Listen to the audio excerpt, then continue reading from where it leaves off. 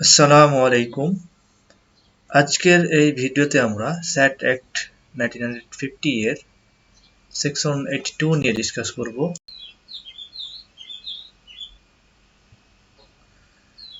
স্যাট অ্যাক্টের 82 ধারায় বেশ কিছু ডেফিনেশনকে এক্সপ্লেন করা হয়েছে।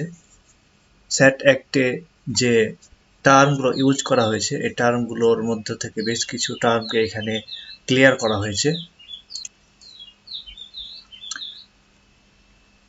এখানে বলা হয়েছে যে বোনাফাইড কাল্টিভেটর বা খাঁটি কৃষক মানে হচ্ছে এমন কোনো ব্যক্তি যে নিজে জমি চাষ করে, নিজে কৃষি জমি চাষ করে বা তার ফ্যামিলি মেম্বারকে দিয়ে এটা চাষ করায়, অথবা সার্ভেন্ট বা লেবারের মাধ্যমে, অথবা কোনো পার্টনার বা বর্গাদারের মাধ্যমে এই ল্যান্ড, এগ্রিকালচারাল ল্যান্ড চাষ করে, তাকে খাঁটি কৃষক বা বোনাফাইড কাল্টিভেটর বলা হয়।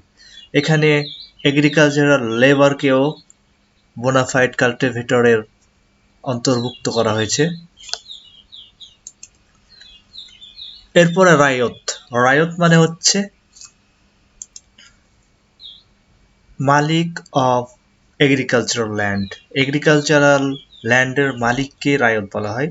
এখানে বলা হয়েছে যে এমন কোনো ব্যক্তি যে সরাসরি সরকারের আন্ডারে জমি হোল্ড করার অধিকার রাখে for the purpose of cultivating, চাষাবাদের জন্য। সে এটা নিজেও চাষাবাদ করতে পারে, অথবা তার ফ্যামিলি মেম্বারকে দিয়ে করাতে পারে, অথবা কোনো সার্ভেন্ট বা লেবারারদের সাহায্য করাতে পারে, অথবা বর্গাদার বা কোনো পার্টনারের সাহায্য করতে পারে।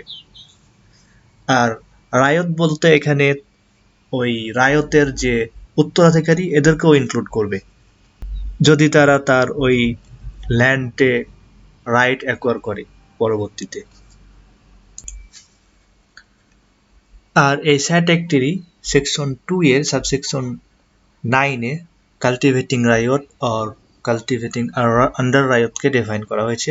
এখানেও প্রায় সেম কথা বলা হয়েছে যে যে এগ্রিকালচারাল ল্যান্ড হোল্ড করে চাষাবাদের উদ্দেশ্যে, সে নিজে অথবা তার ফ্যামিলি মেম্বার দ্বারা, অথবা সার্ভেন্ট দ্বারা, অথবা বর্গাদার দ্বারা, অথবা লেবারার দ্বারা বা তার পার্টনার দ্বারা ল্যান্ডকে চাষাবাদের উদ্দেশ্যে হোল্ড করে, সেই হচ্ছে রায়ত।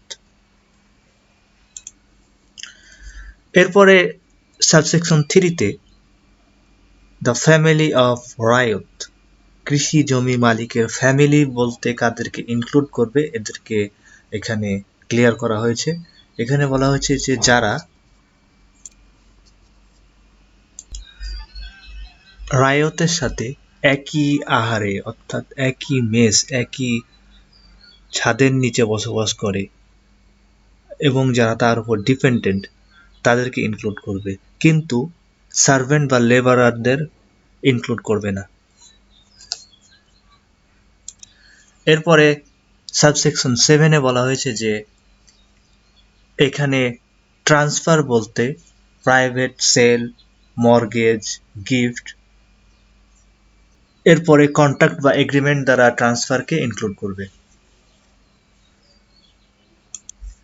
এরপরে সাবসেকশন 8-এ বলা হচ্ছে যে এই আইনটি কার্যকর হওয়ার সাথে সাথে রায়ত বা টেন্যান্টকে মালিক হিসেবে ট্রিট করা হবে এবং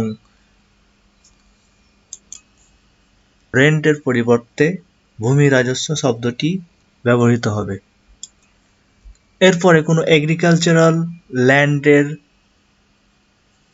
রেন্ট যদি লিজ, কাবুলিয়াত, কন্ট্রাক্ট বা অন্য কোনো এগ্রিমেন্টের মাধ্যমে গভর্নমেন্টের কাছে পেয়েবল হয়, এগুলো এমনভাবে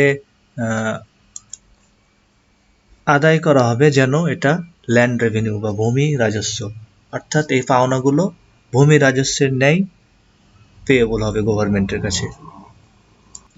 এরপরে এক্সপ্লেনেশনে বলা হয়েছে যে যদি কোনো টেন্যান্ট এই ল্যান্ড চাষাবাদের জন্য অধিকারী হয় এবং সে যদি এটা ফসল সংগ্রহ বা পশুপালনের উদ্দেশ্যেও ব্যবহার করে, তারপরেও ধরে নেওয়া হবে যে সে এটা কাল্টিভেটের উদ্দেশ্যেই ব্যবহার করছে।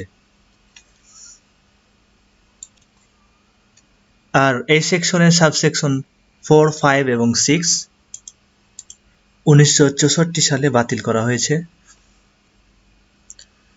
Thank you for watching. Please don't forget to subscribe. Thank you.